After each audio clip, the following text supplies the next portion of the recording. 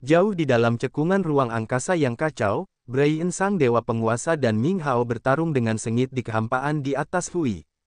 Namun, mereka berdua berada dalam lapisan halusinasi. Para prajurit di area ini fokus mengawasi mereka, tetapi mereka tidak dapat melihat apapun dengan jelas. Dewa penguasa dan Ming Hao seperti pantulan di air. Yang lain tidak menyadari bahwa Wonderson telah menghabiskan seluruh energinya, jatuh dan menghilang ke dalam kegelapan. Selain itu, tidak seorang pun menyadari bahwa Xian seperti bayangan mengambang yang menghilang dan muncul kembali terus-menerus. Tanpa serangan energi erosif Wonderson, Hui memiliki pertahanan keratin kuning cerah yang menutupi tubuhnya sekali lagi. Jelas, kondisinya tidak baik. Cacing raksasa itu bergerak dan berkedut seolah-olah terluka parah. Dan itu benar-benar terluka. Cacing raksasa itu telah memancarkan terlalu banyak energi hidupnya. Setelah energi erosif menghabiskan energinya, Xian telah menyerap semuanya dan berubah menjadi nutrisi yang meningkatkan bentuk hidupnya. Mendesis, mendesis, mendesis. Tiba-tiba, banyak gumpalan asap keluar dari Hui. Fluktuasi energi magis yang tak terduga meledak dari tubuhnya. Orang biasa tidak dapat mengenali energi itu atau merasakannya. Energi itu tampak tak terlihat. Namun, Xian dapat melihatnya dengan jelas. Energi dari Hui telah memicu semacam energi tak dikenal yang muncul di mana-mana dalam arus ruang angkasa yang kacau ini dan menciptakan pusaran dalam kehampaan. Pusaran itu tampaknya berfungsi sebagai lorong ruang angkasa yang dapat memindahkan tubuh raksasa cacing itu hanya dalam sekejap mata. Ia ingin menghindari bahaya. Ah! De Charlos tiba-tiba berteriak. Karena kekuatan ruang angkasa Upanishad-nya sangat mendalam, meskipun mampu merasakan energi luar biasa dari Hui, ia masih dapat merasakan keributan ruang angkasa yang tidak biasa. Ia ketakutan saat ia berteriak, ini sama sekali tidak normal. Mendengarnya, para ahli yang berkonsentrasi pada pertempuran antara dewa-dewa dan Ming Hao memperhatikan kepanikannya. Mereka kemudian menemukan bahwa Wonderson telah menghilang dan membebaskan Hui dari kurungannya. Cacing itu ingin melarikan diri sekarang. Apa yang harus mereka lakukan? Para ahli itu tampaknya menganggap Hui sebagai daging di piring mereka. Mereka telah berusaha keras untuk waktu yang lama dan sekarang, mereka dapat mencapai apa yang mereka dambakan. Bagaimana mereka bisa membiarkannya mengambil kesempatan untuk melarikan diri? Secara diam-diam, mereka saling bertukar pandang dan semuanya mengambil tindakan. Kekuatan luar biasa dan incipient extend muncul dan menyerbu ke arah tubuh raksasa Hui seperti lapisan jaring laba-laba. Dengan cepat, mereka telah memasang lusinan lapisan pengikat pada Hui. Namun, tanpa energi erosif Wonderson, lapisan kurungan mereka tidak dapat benar-benar melukai Hui. Setelah Hui berusaha sekuat tenaga untuk bertahan, energinya meroket sekali lagi, energi kehidupannya lebih dahsyat. Itu seperti keajaiban. Xian menenangkan diri dan mengamati. Dia memiliki perasaan aneh tetapi luar biasa. Setelah transformasi, kesadaran jiwanya seperti mata surgawinya. Dia sekarang dapat melihat kebenaran bahwa orang biasa tidak akan pernah bisa mengintip. Dalam penglihatannya, Hui seperti medan magnet yang kuat. Gelombang cahaya terpancar dari tubuhnya dan menarik energi aneh dalam arus ruang yang bergejolak. Energi semacam itu tidak dapat diamati dengan mata telanjang atau kesadaran jiwa biasa. Namun, setelah laut kesadaran Xian berubah, kesadaran jiwanya telah berubah secara ajaib. Begitulah cara dia dapat memahami keberadaan energi tersebut. Hui mengumpulkan energi dalam arus ruang untuk meningkatkan kekuatannya untuk menyingkirkan segel dan kurungan para prajurit. Namun, Xian takut bahwa mungkin tidak ada seorang pun di sini yang dapat menghentikan Hui. Wonderson adalah satu-satunya yang dapat melakukan itu. Namun, dia telah pergi karena dia telah menghabiskan energi hidupnya. Dia harus mengingatkan yang lain.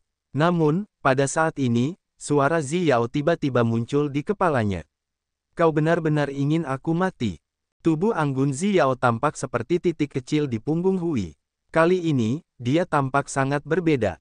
Matanya memiliki belas kasih dan kasih sayang yang kompleks yang hanya dimiliki oleh orang-orang yang sentimental. Dia tidak tampak dingin dan tidak berperasaan seperti sebelumnya. Dia menatap Xian, wajahnya lemah. Xian, aku tidak ingin menyakitimu. Aku hanya ingin pulih sehingga aku dapat segera kembali ke domain laut kehampaan. Di antara orang-orang di sini, kaulah yang paling istimewa. Aku harap kau tidak akan menentangku dalam segala hal. Si Yan bingung. Dia tidak dapat membedakan apakah Xiao sekarang menjadi dirinya sendiri atau apakah dia telah sepenuhnya menyatu dengan Hui. Dia tidak dapat mengambil keputusan dan mengerutkan kening dengan linglung. Dia juga sedikit panik. Dia ingin berasumsi bahwa Xiao ini juga bukan dirinya sendiri kali ini. Namun, dia tidak tahu mengapa dari semburat emosi di wajahnya, suaranya, dan gerakan-gerakannya yang kecil, si Yan samar-samar merasa bahwa Xiao saat ini memiliki sebagian dari jiwa dan kesadarannya. Aku masih ingat saat pertama kali bertemu denganmu. Para prajurit Liga Dunia Bawah memenjarakanmu. Saat itu, aku sudah tahu bahwa kau bukan orang biasa. Sebelum kita bisa kembali ke Glorious Amethyst Star, kita terjebak di Solar Star Exploding Fragment Field. Katuo mengejar kita. Kita telah mengalami banyak kejadian bersama. Aku ingat semua detailnya. Xiao menatap matanya dan dengan lembut menceritakan kisah mereka. Namun, dia tampak sedih. Aku terbangun. Aku tahu aku sekarang adalah seberkas jiwanya, bagian darinya. Dia telah membebaskanku untuk memahami dunia sihir desolate. Aku tahu aku menyedihkan. Aku juga tahu bahwa jika itu tidak ada, aku akan lenyap sama sekali. Xian tertegun saat dia menatap Xiao di kejauhan. Dia mendengarkannya berbicara, tetapi dia tidak mengatakan apapun. Dia tidak mengatakan apapun pada akhirnya. Tanpa pengingatnya, orang-orang tidak akan dapat mengetahui apa yang terjadi pada Hui sekarang. Xian dapat melihat titik kecil berkedip di bawah Hui. Dia tahu dia telah melihat sekilas sesuatu yang menghilang ke dalam tubuh Hui. Tiba-tiba, kasih sayang yang tulus di wajah Xiao memudar. Dia kembali ke wajahnya yang acuh tak acuh dan dingin. Garis pandangannya beralih dari Xian ke Xuan He dan para ahli dewa, matanya sangat dingin. Xian menjadi waspada. Wajahnya berubah saat ketakutan membanjirinya. Gemuruh, gemuruh, gemuruh. Aliran cahaya luar angkasa yang tak terhitung jumlahnya mulai mendidih dengan mengerikan. Banyak jenis energi menjadi ganas seperti gunung yang runtuh atau planet yang meledak. Gugusan cahaya merah bergulung liar dan bergerak di kehampaan ini. Sama seperti begitu banyak mata berapi yang indah, mereka melepaskan energi jahat yang menakuti jiwa. Mata telanjang tidak dapat melihat energi semacam ini. Hanya para ahli di alam abadi yang dapat menggunakan kesadaran jiwa mereka untuk melihatnya sekilas. Itu kekuatan itu. Charefree terguncang. Dia berteriak kegirangan. Divine Martial, Easygoing, dan Light juga ketakutan. Mereka sepertinya mengingat sesuatu yang sangat mengerikan dan mereka merasa sangat kedinginan. Itu kekuatan yang dikendalikan guru. Desis Xuan He. Mata Frederick berbinar. Benar, itu kekuatan yang dikendalikan guru kita. Ming Hao berkata bahwa guru mendapatkan kekuatan itu dari makhluk absolute beginning.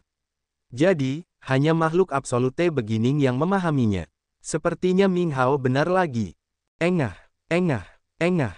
Beberapa tetua dari komite tetua klan dewa bahkan tidak bisa menjerit sebelum tubuh mereka menggigil dan medan magnet kehidupan mereka lenyap. Kebanyakan orang tidak tahu apa yang baru saja terjadi. Hanya ahli alam abadi yang samar-samar bisa merasakan sesuatu yang ajaib. Juga, hanya satu orang di daerah ini yang tahu alasannya.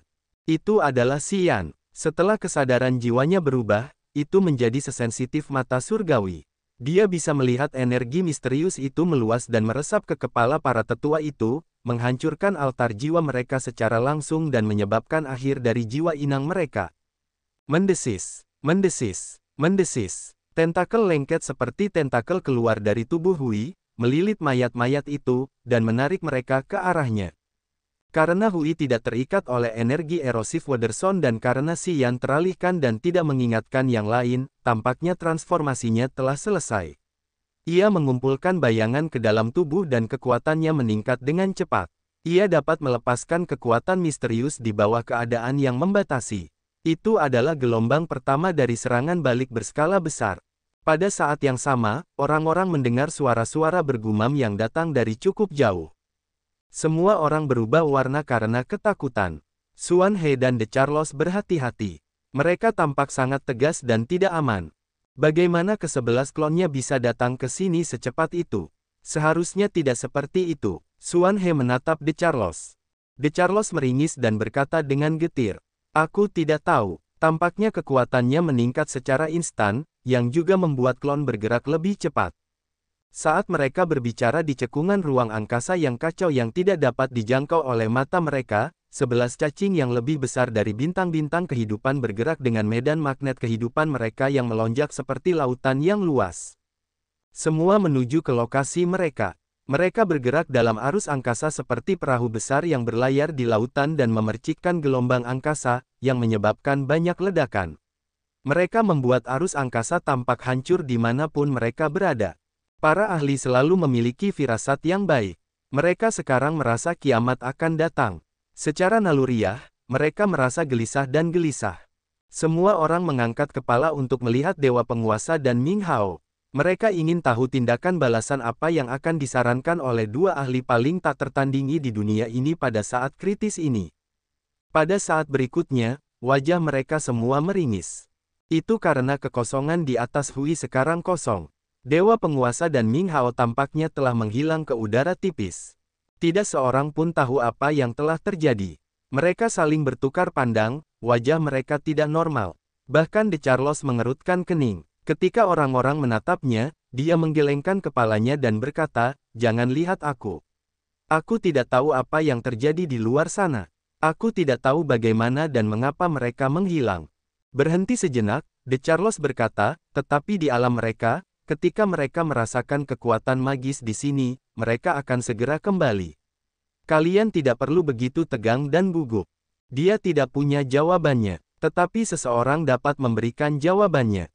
Kekuatan misterius Hui telah memengaruhi dunia yang diciptakan oleh Dewa Penguasa dan Ming Hao. Kekuatan itu telah mengeluarkan arena mereka dari area ini, kata Si Yan tiba-tiba. Sambil merenung, dia mengernyitkan alisnya, "Jika aku tidak salah, Dewa Penguasa dan Ming Hao saat ini berada di domain laut kehampaan. Aku tidak yakin apakah mereka dapat kembali tepat waktu." Mendengarnya, semua orang berubah ketakutan dan berteriak. Hui hanya memiliki kepalanya di sini dan itu bisa mengganggu orang-orang. Itu telah membuat banyak ahli kehilangan muka. Bahkan dewa-dewa dan Ming Hao dikirim ke tempat yang tidak mereka ketahui. Ketika ke-11 klonnya berkumpul, siapa yang bisa menolaknya di sini? Pada saat ini, banyak energi berbeda dalam arus ruang angkasa yang kacau bergemuruh dan bergulung dengan keras. Gugusan cahaya yang tak terhitung jumlahnya seperti bola cahaya meledak dan menghancurkan segalanya seperti bola api raksasa. Hembusan angin membawa dingin yang ekstrim, menyerbu dan mencoba membekukan orang-orang dan menghancurkan mereka. Api yang menyala, yang tidak lebih lemah dari api surga, terhubung satu sama lain dan menciptakan lautan api yang muncul di mana-mana. De Charles tampak sangat muram. Dia memejamkan matanya, gelombang energi ruang angkasa beriak darinya. Dia menggunakan metodenya untuk menghitung waktu yang tepat ketika ke-11 klon Hui datang. Kemudian, mereka dapat menemukan tindakan balasan. "Kita punya sekitar 15 menit, dia membuka matanya, merasa sangat kedinginan. "Setelah 15 menit, semua klon Hui akan tiba. Kita hanya punya waktu 15 menit untuk melarikan diri, melawannya, atau mencari bala bantuan yang kuat." Bala bantuan yang kuat. Azure Dragon tersenyum paksa dan mendesah. Dewa Penguasa dan Ming Hao telah menghilang. Bala bantuan kuat apa yang bisa mereka temukan? Kita tidak sebanding dengannya. Suan He melepaskan kesadaran jiwanya untuk merasakan dan kekuatan hidup Upanishadnya untuk mengamati medan magnet kehidupan Hui. Jiwanya bergetar saat dia merasa tangannya terikat. Medan magnet kehidupan Hui seperti lautan kehidupan yang sangat luas dan tak bertepi. Dia percaya bahwa gabungan medan magnet kehidupan Dewa Penguasa dan Ming Hao tidak dapat dibandingkan dengan milik Hui. Dia hanya mengenal Bloodthirsty, yang memiliki medan magnet kehidupan yang sama kuatnya. Namun, ketika Bloodthirsty berada di puncak kekuatannya, medan magnet kehidupannya tidak sepadat atau sebesar milik Hui. Umumnya, semakin kuat medan magnet kehidupan, semakin kuat jiwanya. Itu juga berarti bahwa bentuk kehidupannya sangat indah dan mendalam.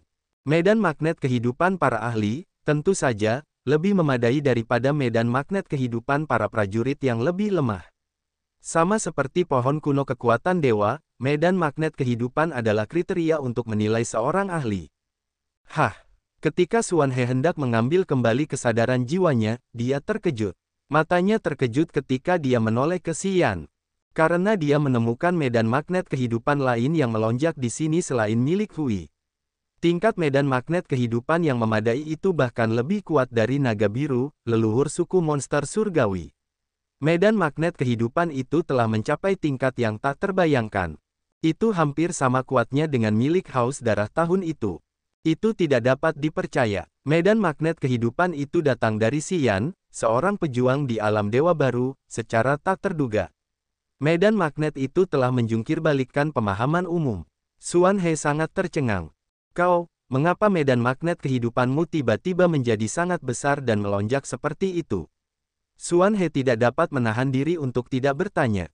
Mendengarnya, banyak ahli menoleh untuk melihat Xian. Saat itu, Xian menjadi fokus mereka.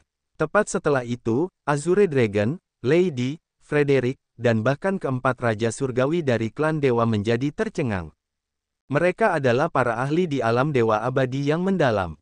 Kepekaan mereka luar biasa. Jika mereka dapat menangkap energi misterius dari Hui, tentu saja, mereka dapat melihat perubahan ajaib dalam tubuh Xian. Ketika mereka menemukan medan magnet kehidupan Xian yang penuh, mereka tercengang kegirangan.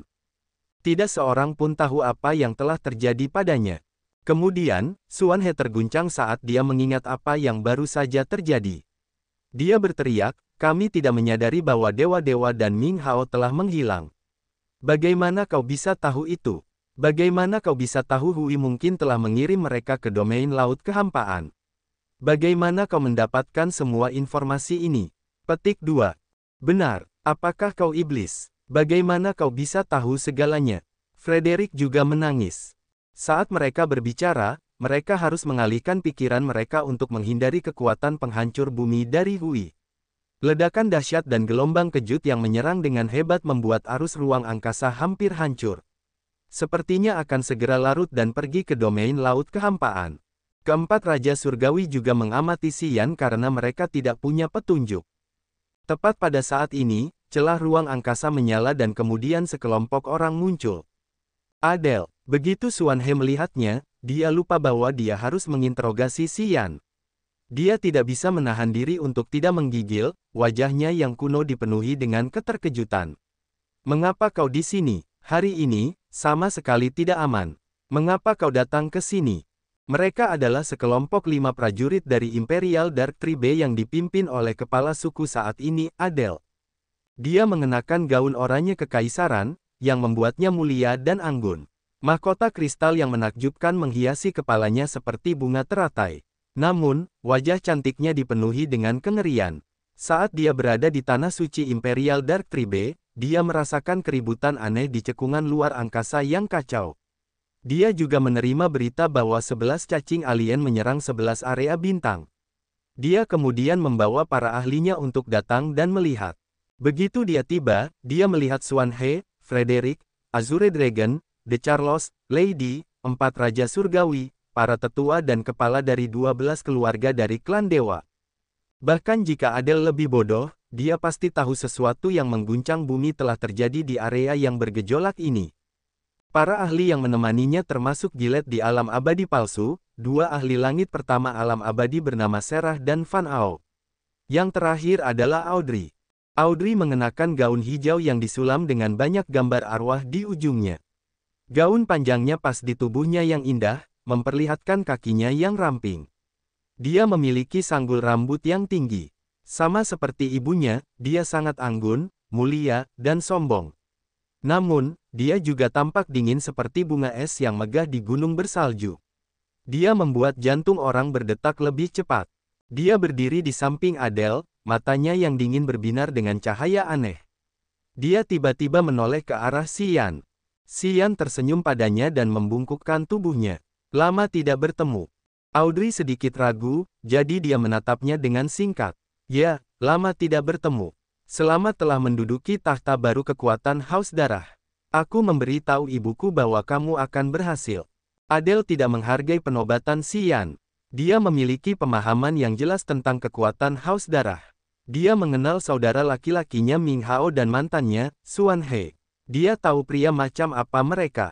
Jadi, dia tidak percaya bahwa Ming Hao dan Xuan He akan membiarkan seseorang memerintah mereka.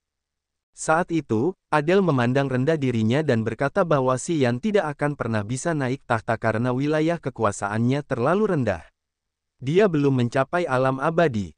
Jika dia bisa naik tahta dengan basis kultivasi alam dewa baru, itu adalah penghinaan. Penghinaan bagi haus darah. Namun, Audrey bersikeras bahwa Xian akan berhasil. Dia biasa berdiri bahu-membahu dengannya dan dia bertarung melawan orang lain saat mereka berada di Desolate. Dia memiliki kepercayaan yang tidak diketahui pada kekuatan dan kompetensi Xian. Rupanya, dia memiliki mata yang tajam. Ketika Adele menerima berita bahwa Xian adalah tuan baru, dia memasang wajah seolah-olah dia melihat hantu di siang bolong. Hari ini, Adele membawa para prajurit suku kegelapan kekaisaran ke sini. Setelah melirik Xian, dia merasa seperti melihat hantu di siang bolong. Dia tidak bisa menahan diri untuk berteriak, kamu berada di langit ketiga alam dewa baru. Astaga, apa yang terjadi? Baru-baru ini, dia mendapat kabar bahwa Xian baru saja mencapai langit pertama alam dewa yang baru mulai.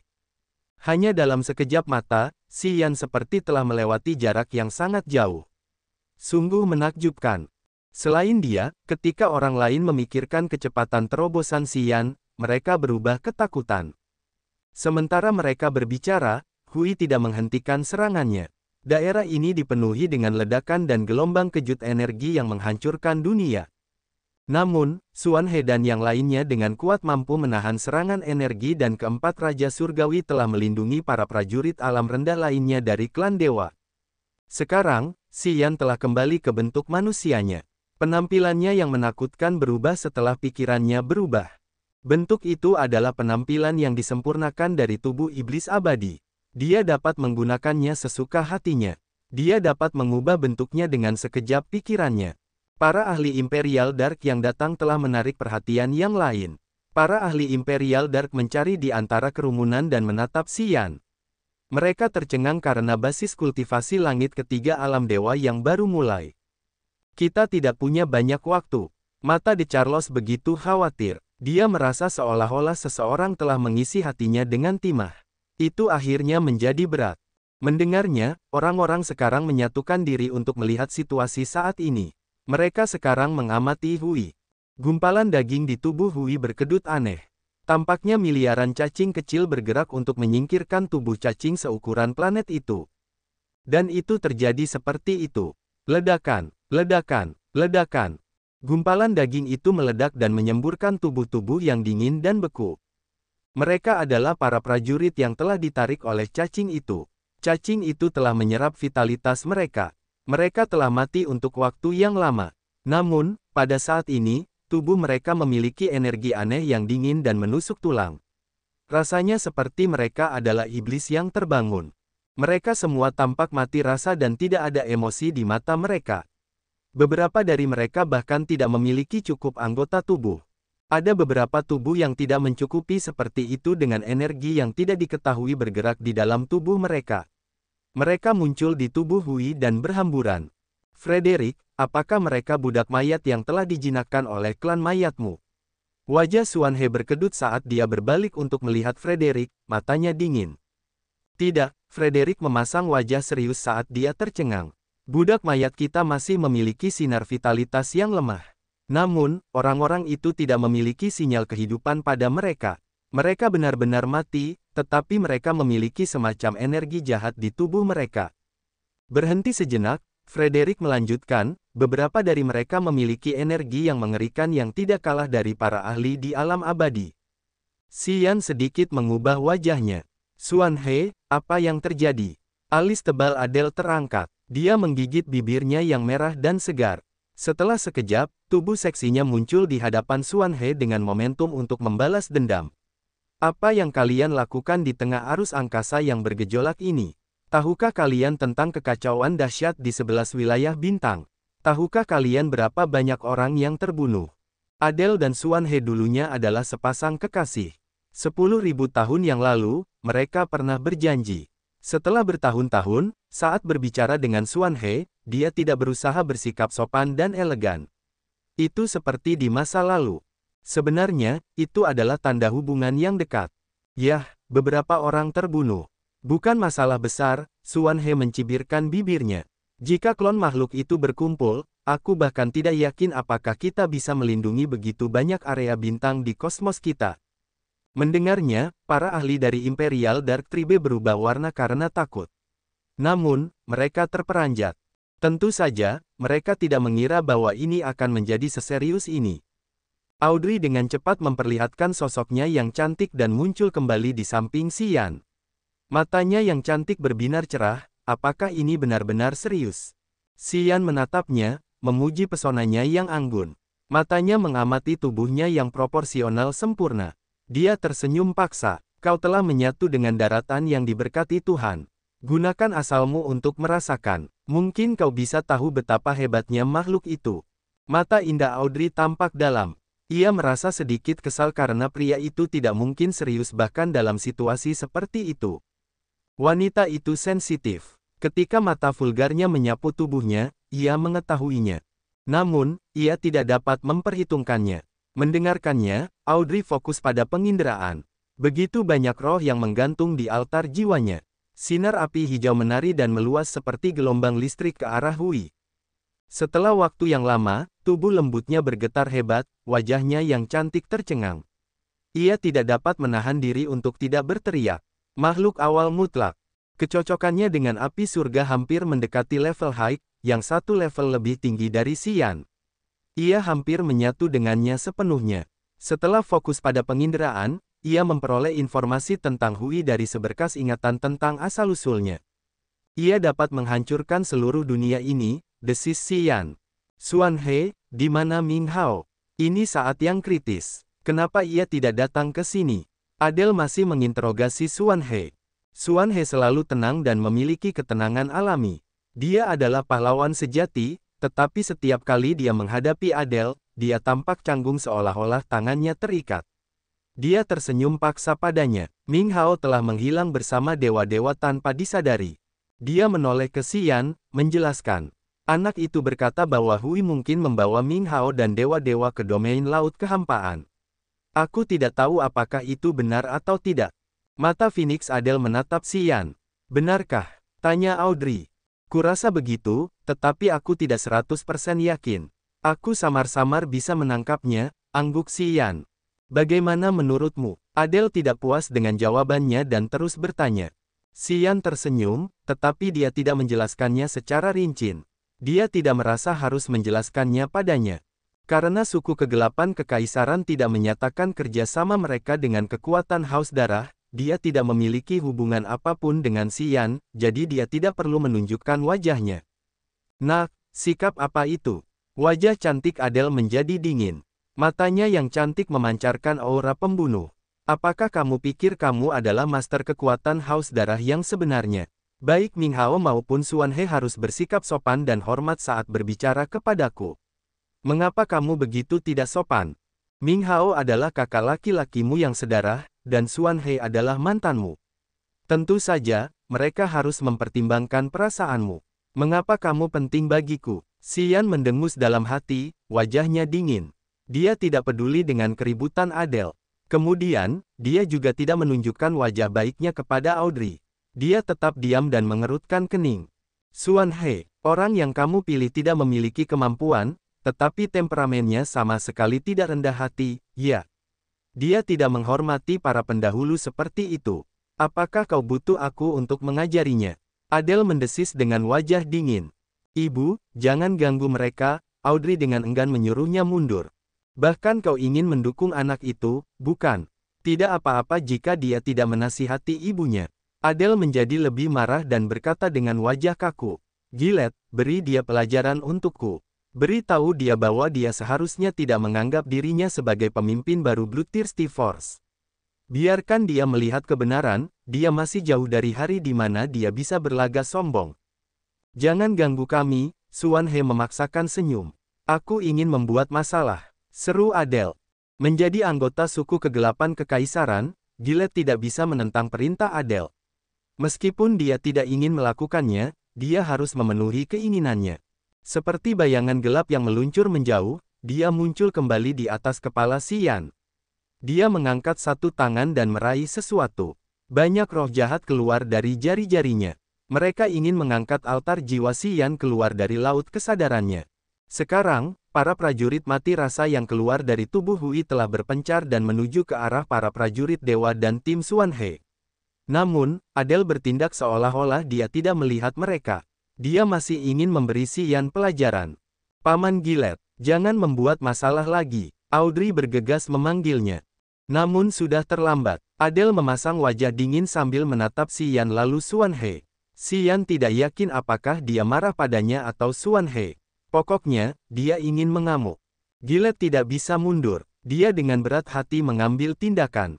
Anehnya, saat Gilet menyerangnya, Xian hanya berdiri diam.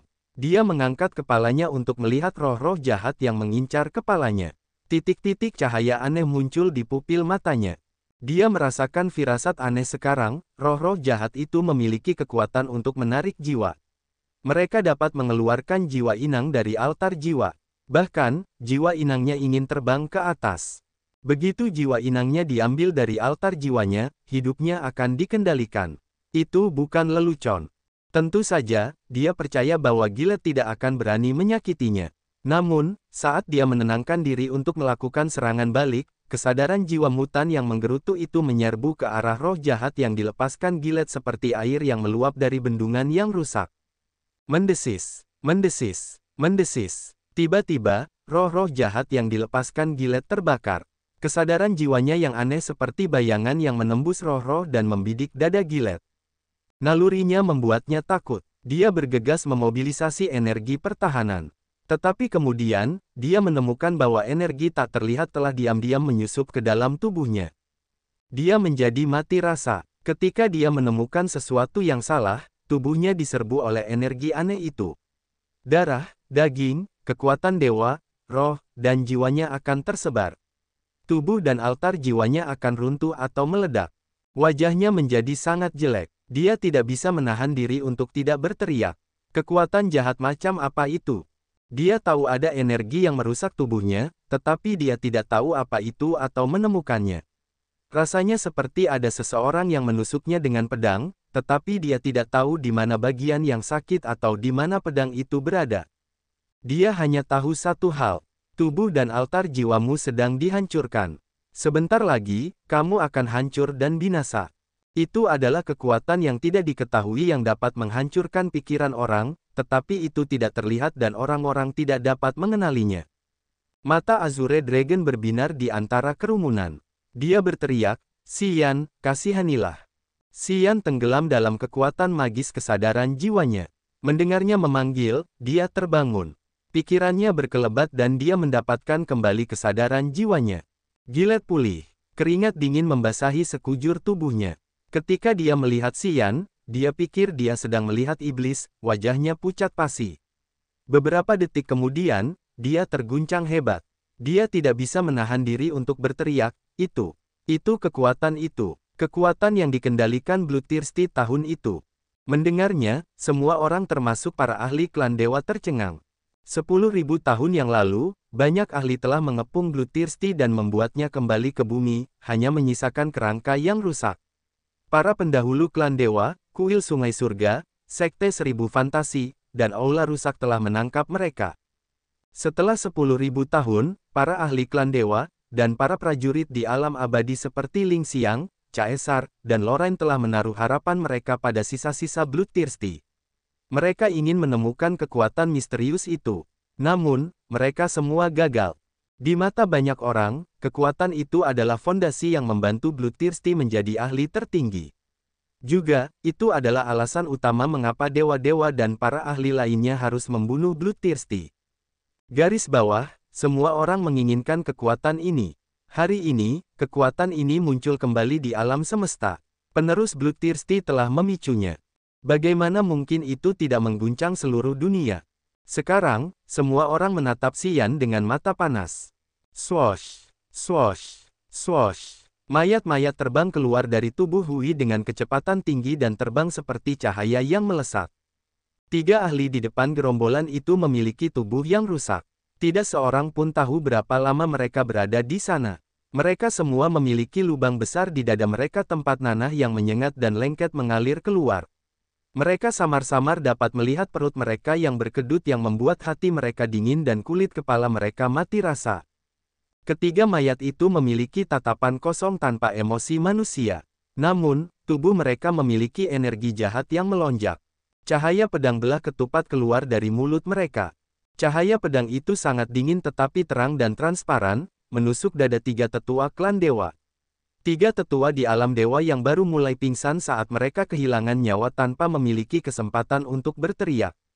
Swosh, swosh, swosh. Cahaya pedang belah ketupat yang tak terhitung jumlahnya menghujani mereka dengan ganas.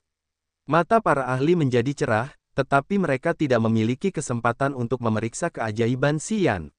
Mereka harus mendesak kekuatan Upanishad mereka untuk melindungi mereka dari serangan itu. Kekuatan dewa mereka menciptakan lautan atau gunung es, cahaya matahari dan bulan yang menyilaukan, dan bahkan darah kental yang mengalir. Kemampuan magis mereka telah membuat arus ruang angkasa menjadi luar biasa seolah-olah memiliki pertunjukan kembang api yang indah. Seorang pria tampan muncul di kepala cacing raksasa itu. Dia tersenyum, matanya gelap dan menyeramkan. Dia sekarang diam-diam memperhatikan yang lain. Tian Xie, Xuan He, Frederick, dan De Charles berteriak pada saat yang sama. Mereka terguncang keras karena tidak dapat mempercayainya. Tian Xie adalah Presiden Kamar Dagang Tsunami. Di kosmos ini, pasukannya sangat kuat dan berada di peringkat kedua setelah klan dewa, kekuatan haus darah, dan suku kegelapan kekaisaran. Dan yang lebih penting, pasukan seperti Sekte Seribu Fantasi, Aula Rusak, dan Kuil Sungai Surga mendengarkan Tian Xie. Mereka akan bertindak di bawah komandonya. Presiden Kamar Dagang Tsunami yang sangat kaya muncul di atas kepala Hui dan dia berdiri di sana dengan aman dan sehat. Semua orang memiliki firasat buruk. Mereka tahu bahwa situasi ini memang aneh dan berbahaya. Bahkan keempat Raja Surgawi dari klan dewa harus mengerutkan kening, terutama Raja Surgawi bela diri ilahi. Dia menatap Tian Xie, matanya gelisah dan ketakutan. Dia tiba-tiba berteriak, "Tidak, itu tidak benar. Kamu tidak sekuat ini." Sebelumnya, dia telah menerima perintah dewa-dewa untuk mengunjungi markas besar Kamar Dagang Tsunami untuk bertemu Tian Xie dan membujuknya untuk berdiri di pihak klan dewa. Tentu saja, Tian Xie tidak setuju. Karena itu, Divine Martial membuat alasan untuk bertarung melawan Tian Xie sekali. Saat itu, Tian Xie berada di langit kedua alam abadi dan sedang mengolah kekuatan api Upanishad. Dia tidak lebih lemah dari Divine Martial. Pertandingan mereka berakhir dengan seri. Namun, Tian Xie telah membuat bulu kuduk Divine Martial merinding. Itu adalah hawa dingin dari jiwa. Dia tahu Tian Xie jauh lebih kuat dibandingkan dengan saat dia bertarung tadi. Jika mereka bertarung melawan Tian Xie hari ini, dia tahu dia akan kalah dan dia bahkan tidak akan bisa melarikan diri. Dia bisa merasakan bahwa aura dari Tian Xie sekarang mirip dengan saat dia menghadapi dewa-dewa. Hadirin sekalian, lama tidak bertemu, Tian Xie tersenyum lembut, bakatnya luar biasa. Selamat datang di tempat yang sederhana ini. Saya, Tian Xie, atas nama nyonya saya, menyampaikan salam hangat kami kepada Anda. Sosok cantik muncul di belakang Tian Xie. Tanpa diduga, itu adalah Xiao. Dia sedang duduk di singgasana 7 warna cemerlang yang terbuat dari batu giok dan kristal berharga. Dia duduk bersila di singgasana, wajahnya acuh tak acuh dan sombong saat dia melihat yang lain. Setelah dia muncul, Tian Xie membungkuk padanya dengan rendah hati dan memperkenalkannya kepada yang lain. Ini adalah nyonyaku. Setelah Xiao dan Tian Xie menunjukkan diri mereka, mayat-mayat ganas itu berhenti dan dengan kaku melayang di sekitar yang lain. Mereka menatap target mereka dengan mata kosong. Tian Xie, apa yang sedang kamu lakukan? Xuan He meringis, mencoba menahan amarahnya. Dia berteriak, sejak kapan dia menjadi nyonyamu? Kamu adalah Presiden Kamar Dagang Tsunami tetapi sekarang, kamu berlutut di bawah seorang wanita. Sejak kapan kamu, Tian Xie, menjadi begitu tidak tahu malu? Itu juga yang tidak bisa dipahami orang lain. Nyonya selalu menjadi nyonyaku. Itu tidak pernah berubah. Merupakan kehormatan bagi Tian Xie untuk menjadi pelayannya. Selain itu, Nyonya telah menciptakanku dan membuatku menjadi diriku yang sekarang. Senyum Tian Xie tidak pernah pudar. Di hadapan banyak orang, dia terdengar sangat bangga karena dia tidak menganggap itu memalukan. Dia menganggap itu terhormat. Orang-orang kemudian menoleh untuk melihat Xiao. Kebanyakan dari mereka bingung, mengerutkan kening dan mencoba menebak identitas Xiao. Tidak banyak orang dalam kelompok ini yang mengenal Xiao. Hanya Xuan He dan Frederick yang tahu bahwa Xian memiliki wanita seperti itu di pihaknya. Namun, sejak kapan wanita itu menjadi Nyonya Tianxie? Mereka tidak tahu. Dia cacing besar itu, desis Audrey tiba-tiba. Apakah dia cacing itu? Adele tidak dapat memahaminya. Bagaimana mungkin? Dia sangat cantik. Bagaimana mungkin dia cacing menjijikkan itu? Itu dia. Audrey menarik napas dingin, payudaranya yang tinggi menyembul keluar dan membuatnya semakin cantik dan anggun. Aku telah menyatu dengan asal tanah air kita. Ia memiliki kenangan. Aura di tubuhnya persis seperti cacing besar itu. Dia makhluk awal mutlak. Mendengarnya, yang lain tercengang. Dengan cepat, mereka menjadi tegas. Nah, apakah dia mengatakan yang sebenarnya? Frederick melotot ke arah Xian, wajahnya gelap dan serius. Cahaya di matanya berkedip-kedip dengan marah. Xian mendesah dan mengangguk. Audrey mengatakan yang sebenarnya. Sebenarnya, Xiao adalah Hui. Saat dia berbicara, Xiao tidak memperhatikan yang lain. Matanya yang indah dipenuhi dengan cahaya aneh saat dia menatap Xian dari kejauhan. Wajahnya yang tanpa emosi sedikit berubah dan menunjukkan kilatan emosi yang kompleks. Xian merasa getir. Dia mengerti bahwa Xiao telah mengendalikan seluruh situasi. Tianxie dan begitu banyak mayat telah memberinya jaminan penuh. Dia tahu bahwa dia telah berhati lembut untuk sementara waktu, yang memberinya waktu untuk merencanakan dan membalikkan situasi. Wonderson, satu-satunya orang yang bisa menyakitinya, sudah mati karena energi hidupnya yang habis. Dewa penguasa dan Ming Hao, yang bisa mengancamnya, dikirim ke domain laut kehampaan. Selain itu, klonnya datang ke sini dengan kecepatan tinggi. Siapa yang bisa menghentikannya sekarang? Tianxie, apa yang terjadi? Teriak Xuan He. Senyum Tianxie hangat. Dia mengangkat bahu dengan santai. Nyonya seperti Desolate dan Devor. Mereka adalah makhluk dari era awal mutlak. Mereka adalah makhluk pertama di alam semesta ini.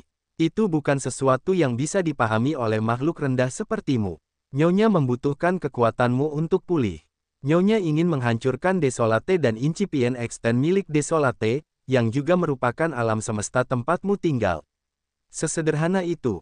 Para anggota klan dewa tidak memiliki banyak emosi ketika mereka mendengarnya dari Tianxie karena dewa-dewa telah memberitahu mereka sebelumnya. Mereka tahu rahasia itu. Namun, Xian, Xuan He, Adele, dan Azure Dragon sangat terkejut seolah-olah sambaran petir baru saja menyambar kepala mereka.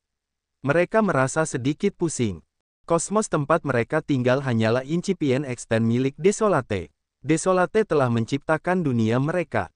Bom berat ini telah menghancurkan pikiran mereka dan membuat mereka bingung dan tenggelam dalam ketakutan yang luar biasa. Dunia tempat kita tinggal hanyalah incipient extend milik Desolate. Jadi bagaimana dengan kita? Kita hanyalah makhluk rendahan. Xuan He bergumam seolah-olah dia telah kehilangan akal sehatnya. Yang lain tidak jauh berbeda darinya. Semua merasa seperti runtuh. Hanya Xian yang bisa tenang dengan cepat.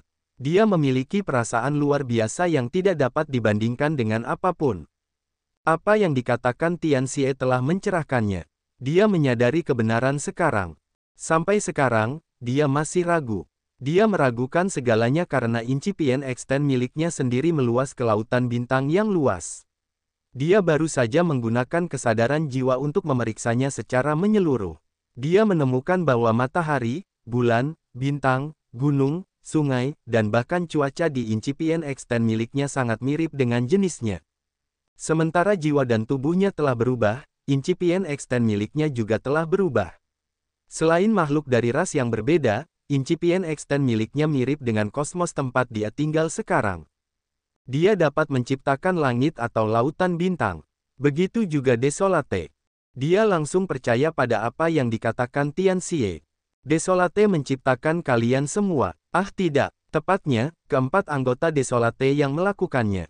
Grace Mainland, God Bless Mainland, Ancient God Continent, dan Ancient Demon Continent adalah bagian dari Desolate.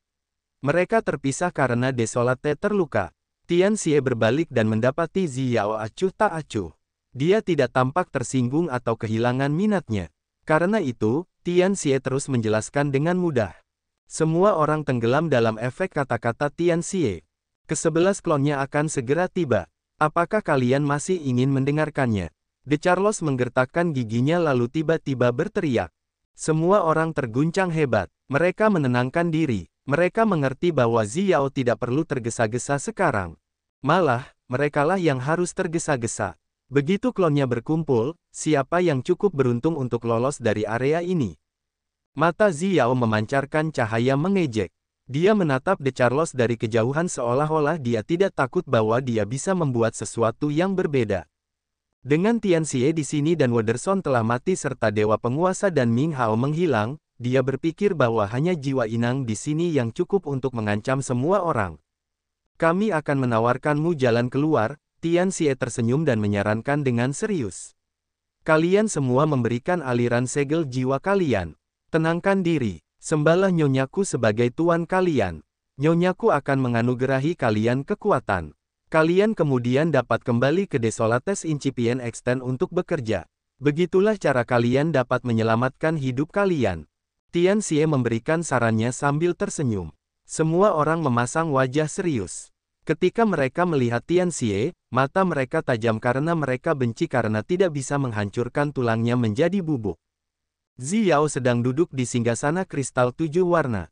Dia mengamati orang-orang dengan matanya yang dingin dan sombong. Dia tidak menaruh perhatian pada siapapun.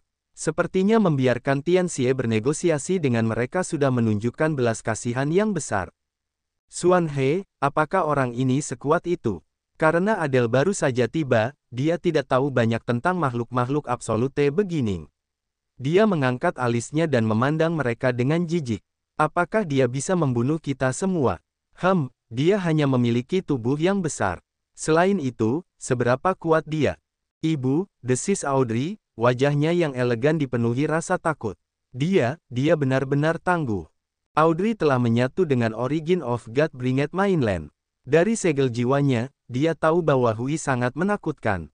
Dia tahu level makhluk absolute beginning ini. Dia tahu bahwa wilayah itu berada di luar jangkauan mereka dan dia menjelaskan dengan getir. Jika kau ingin membandingkan, itu seperti membandingkan 4 makhluk besar kita dengan klan manusia atau klan manusia. Ada kesenjangan besar dalam tingkat makhluk hidup yang tidak akan pernah bisa dilampaui. Adele akhirnya mengubah raut wajahnya. Klan kita hanya melayani satu tuan, gerutu seorang tetua berjanggut putih dari komite tetua. Tian Xie, kau terlalu polos saat meminta kami untuk menyembah monster tak dikenal seperti itu. Kau pasti sudah gila atau makhluk itu pasti telah memakan otakmu. Tetua itu berada di langit kedua alam dewa yang baru mulai dan sedang mengolah kekuatan angin. Dia selalu menjadi orang yang sombong. Dalam 10.000 tahun terakhir di kosmos yang luas ini, klan dewa adalah penguasa. Kekuatan haus darah, suku monster surgawi, dan suku kegelapan kekaisaran telah mengasingkan diri. Mereka tidak berani menghadapi klan dewa secara langsung.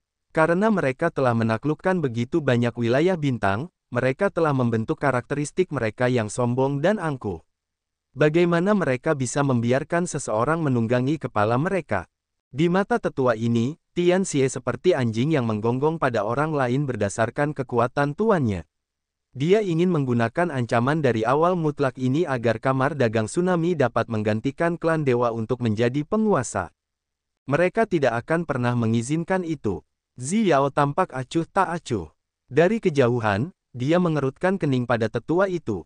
Tian Xie terkekeh. Dia mengerti ide tuannya. Kekuatannya berubah dan cahaya jahat terpancar dari matanya. Cahaya itu memiliki rona merah ungu yang indah melesat seperti meteor, ditujukan pada tetua itu. Hati Xian hancur. Dia ketakutan ketika dia melihat bintang jatuh itu. Tanpa diduga, gumpalan cahaya itu memiliki kekuatan yang dapat dibandingkan dengan dewa-dewa atau Ming Hao. Meskipun itu bukan kekuatan misterius yang baru saja diperoleh Xian hari ini, itu juga aneh dan menakutkan. Tampaknya juga dapat melintasi ruang. Dua Raja Surgawi Carefree dan Divine Martial dari klan dewa berdiri di dekat tetua itu. Melihat Tian Xie mengambil tindakan, mereka hanya mencibir dan mendesak kekuatan mereka. Namun, tetua itu menjerit ketika mereka belum memicu kekuatan mereka. Sebuah lubang berdarah muncul di dadanya. Organ-organ dalamnya seperti paru-paru dan jantung diaduk menjadi bubur. Darah menyembur keluar dari luka seperti aliran cepat. Mengalir bersama darah adalah hidupnya. Meteor merah ungu itu muncul tepat di belakangnya setelah melintasi ruang secara tidak normal. Itu telah melukainya hanya dalam sekejap mata. Dia memuntahkan darah kental. Medan magnet hidupnya perlahan habis. Altar jiwanya dan laut kesadarannya runtuh. Sebelum dia meninggal, ekspresi terkejut masih ada di wajahnya ketika dia melihat Carefree dan Divine Martial seolah-olah dia meragukan mengapa kedua Raja Surgawi tidak membantunya.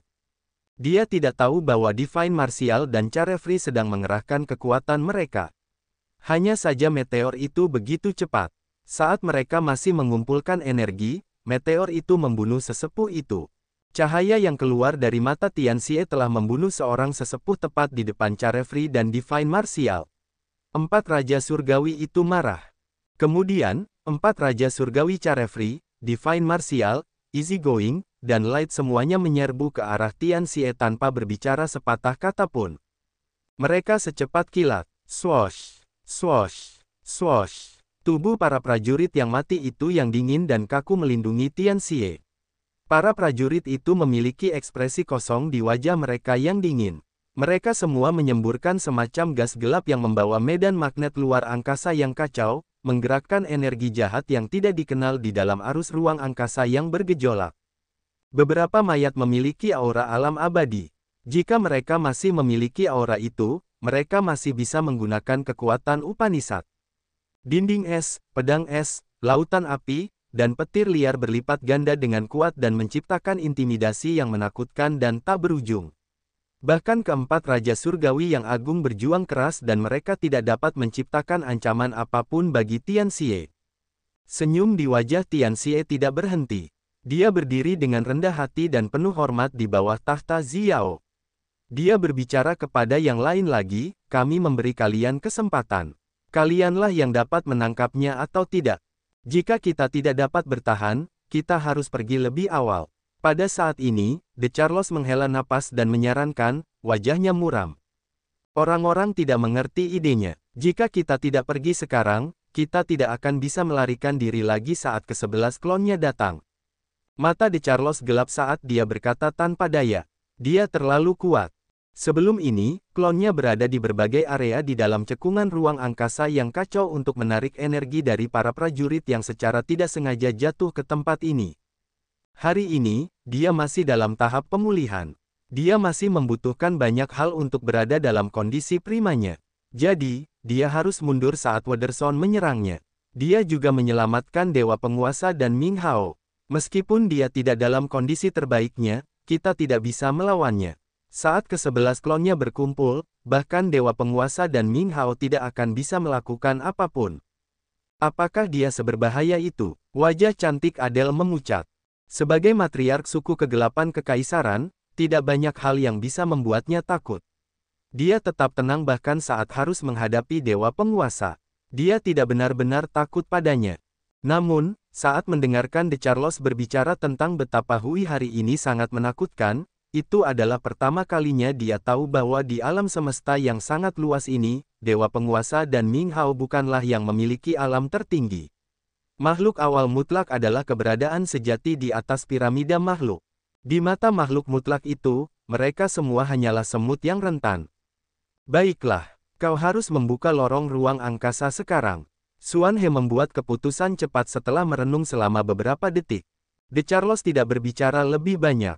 Dipenuhi dengan penyesalan, dia mendesak kekuatannya Upanishad untuk memaksa lorong ruang angkasa. Tepat pada saat ini, Xian melihat Xiao menatap mereka. Tiba-tiba hatinya merinding.